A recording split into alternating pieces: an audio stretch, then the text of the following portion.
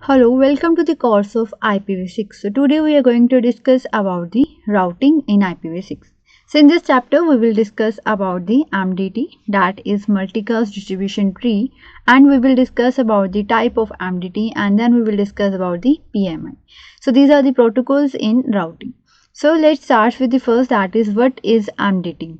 So here the MDT is a multicast distribution tree, and here this multicast capable router make this multicast distribution tree in the network, and here this tree is used to find the best path for multicast traffic from the source to the various listener or the receivers. So here the route at the source of the traffic is called shortest path tree, and the process of finding the upstream neighbor is called the reverse path forwarding, that is RPF. So here as the listener join and leaves the group, same way here the branches to the trees are added as well as deleted. So here like if the listener is joining the group or a multicast group, then here in MDT the branches are added to the tree, whereas as the listener are leaving this multicast group, then the branches will be deleted from this MDT tree. So here the unicast routing is concerned about the packet is going, whereas the multicast routing is concerned about from where the packet is coming. Next is there are two type of multicast distribution tree. The first one is source tree and the second one is the shared tree. So here both the source tree as well as shared tree will are the loop free trees, and here the message are replicated or the loops are created whenever it reaches the tree branches. So let's discuss about this source tree and shared tree one by one. So first of all, what is source tree? So here the source trees are the simplest form of multicast distribution tree. So these it will have a roots as well as the branches, and its root act as a source and branches will form a spanning tree, and these branches will provide network to the various receiver or the listeners in a multicast group. So this tree will use the shortest path through the network, and it is also referred to as a shortest path tree. Next is shared tree. So here as the source tree have their roots at the source, but here the shared tree will use a single common root, that is it can be placed at any of the chosen point in the network, and it will act as a source to the it will act as a root to the tree. So this shared root is called as a rendezvous point in the IPv6. So this is about the source tree as well as the shared tree.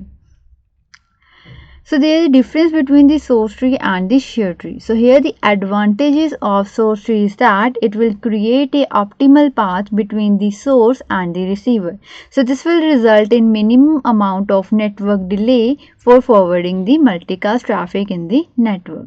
So as this is the advantage of source tree, it will be the disadvantage of shared tree. So here in shared tree, the path between the source and various receiver is not optimal under some of the conditions, and it will result into introducing a some of the delay in the packet delivery. The source tree disadvantage is that it will require a large memory consumption. So it will require large memory consumption due to the size of multicast routing table.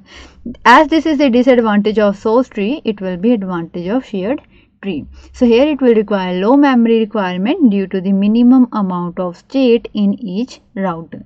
So these are the difference between source tree and shared tree. Next we will discuss about the BIM, that is Protocol Independent Multicast. So here it is a process of building multicast distribution tree, and here the topology information is maintained in the tree information base, that is TIB. So here the type of multicast routing protocol are PIM-SM, that is pair mode, PIM-SSM, that is source specific multicast, and PIM-BIDR, that is the bi-directional.